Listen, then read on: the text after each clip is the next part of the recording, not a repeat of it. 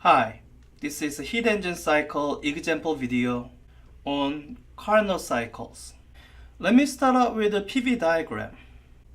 Because the Carnot cycle is a purely theoretical cycle, it's difficult to start out with a physically intuitive place.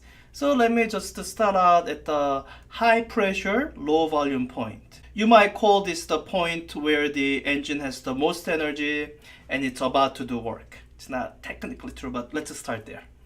So from this point, the engine undergoes an isothermal expansion from A to B, and this follows an isotherm, a curve on a PV diagram that indicates constant temperature.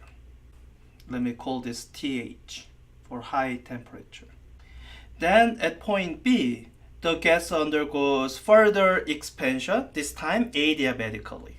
Zero heat transfer, so the temperature of the gas goes down.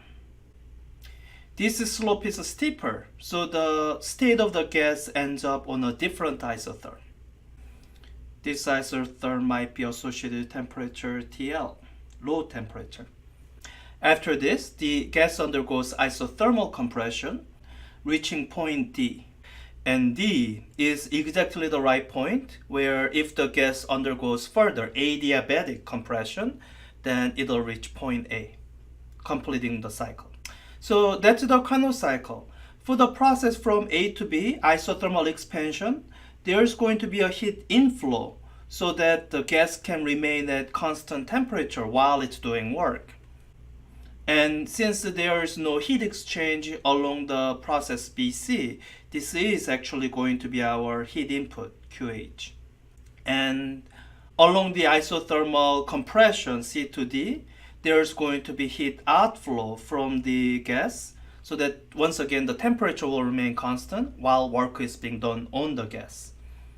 And since the heat exchange from D to A is zero again, we can call this QL, our heat outflow. Alright, so we ask the same questions as before. That is, what are the net work done, heat input, and the heat output? Let me write down some equations that will be useful as we work through this example. There's the ideal gas law, as usual, and the first law of thermodynamics. And assuming this is a monatomic gas, we have following expressions. One of them you have seen, the internal energy of the gas. And the other is the adiabatic relationship. This was derived in, I think, chapter 3. What was derived was there was a relationship between pressure and volume in an adiabatic process. And the relationship is that pressure times volume raised to some numerical factor gamma is constant. And what this gamma is depends on the type of gas. It's defined as the specific capacity under constant pressure over specific capacity under constant volume. And for monatomic gas, this turns out to be 5/3. And if you go back in the chapter and read it, this is related to the degree of freedom that's expressed in the internal energy.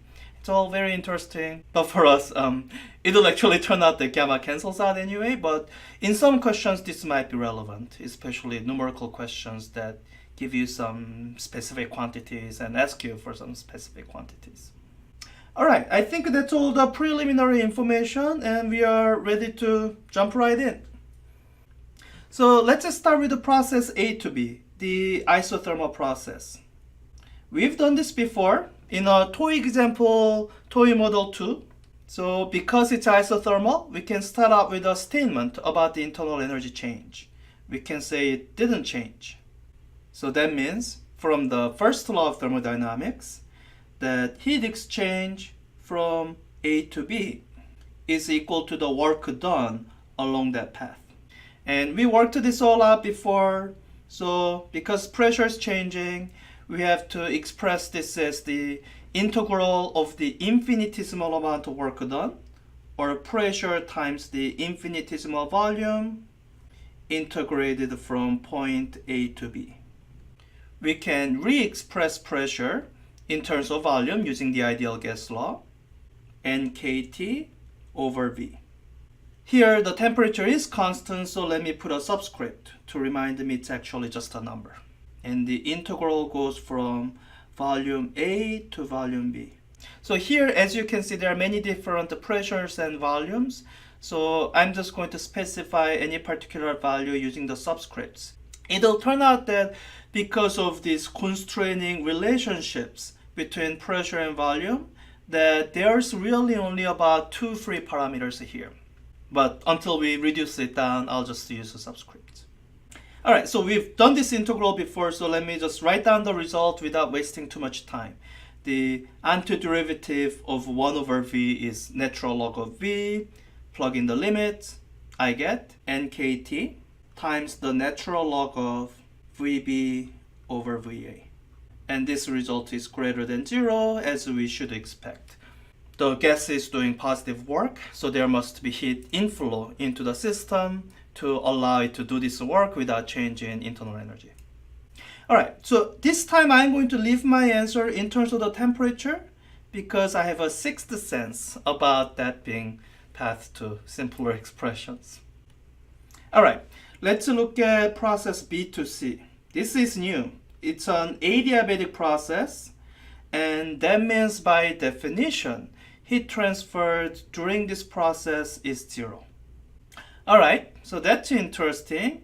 Let's look at the first law of thermodynamics. So Q being 0 means that the work done is minus of the change in internal energy.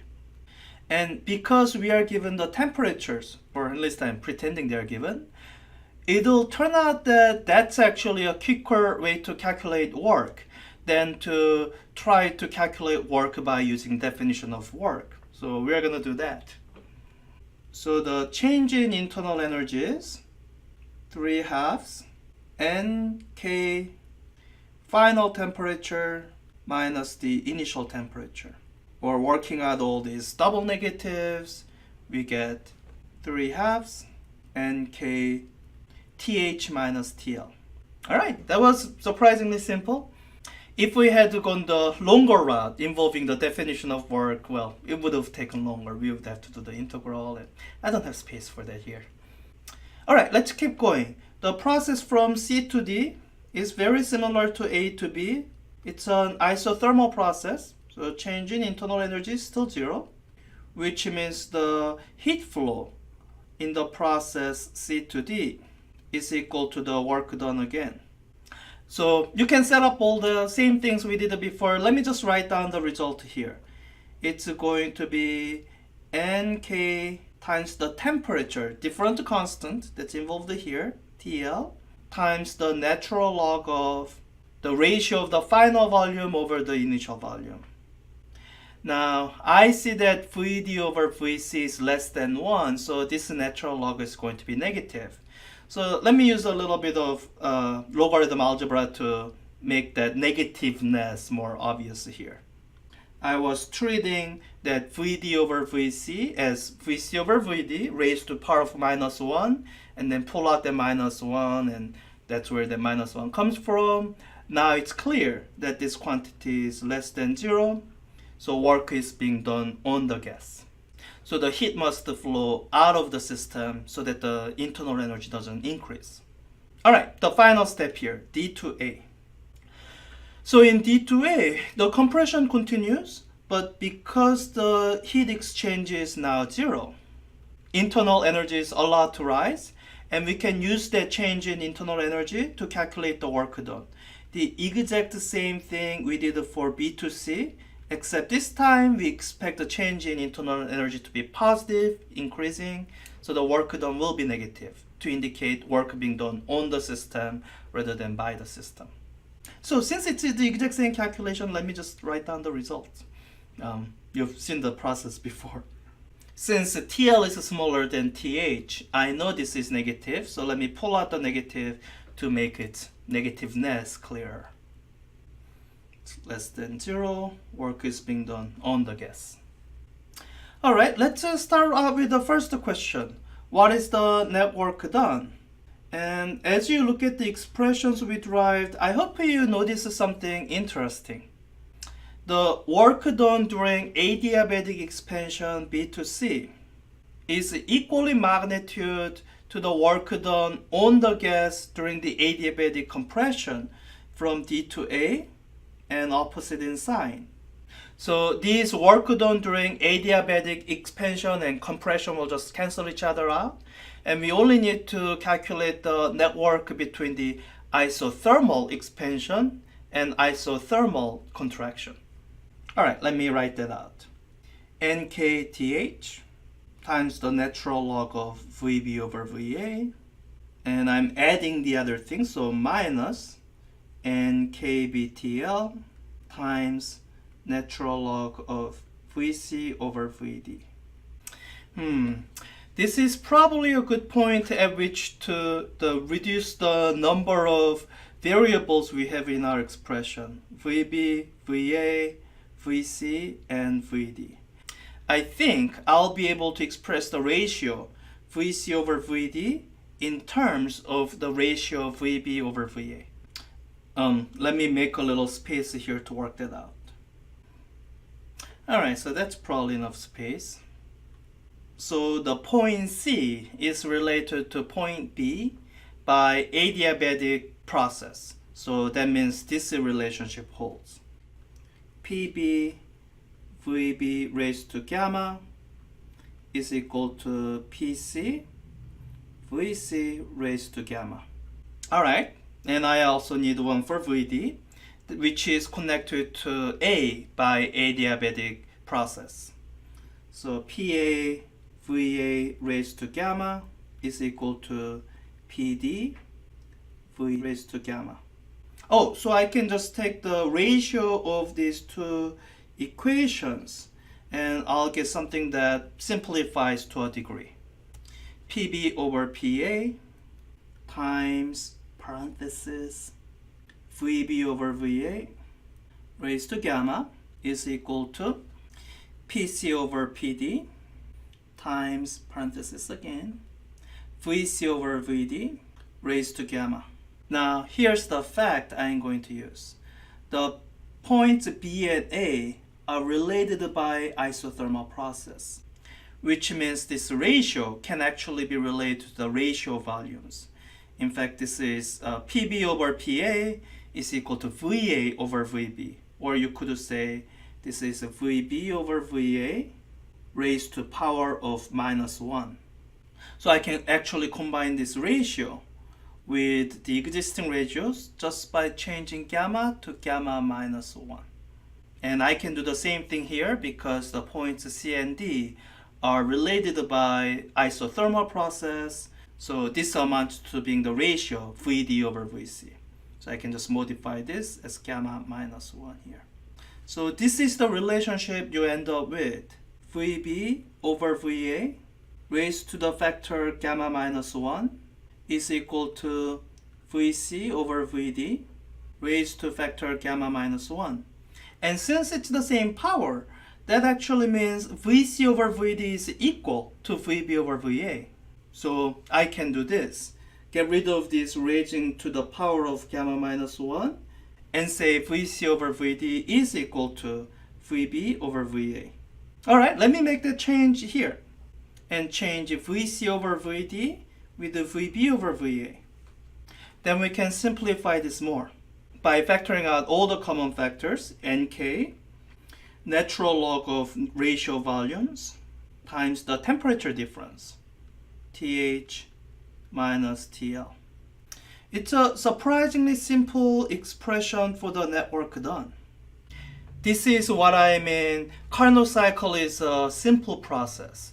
It's designed to make the thermodynamic properties very simple. The heat input is here. It's this one heat input that we already calculated. This is our QH. And QL comes directly from the quantity we calculated for the process C2D. Let me just make the quantity positive and make the substitution we just discovered. That's it. We are done. Now, there are some additional questions we can ask here, but let me do that in the summary video. comparing all 4 realistic heat engine cycles that we will compare to each other. For now, this is complete set of expressions to work with, and I'll save these highlighted quantities for later reference in the summary video. Until then, bye.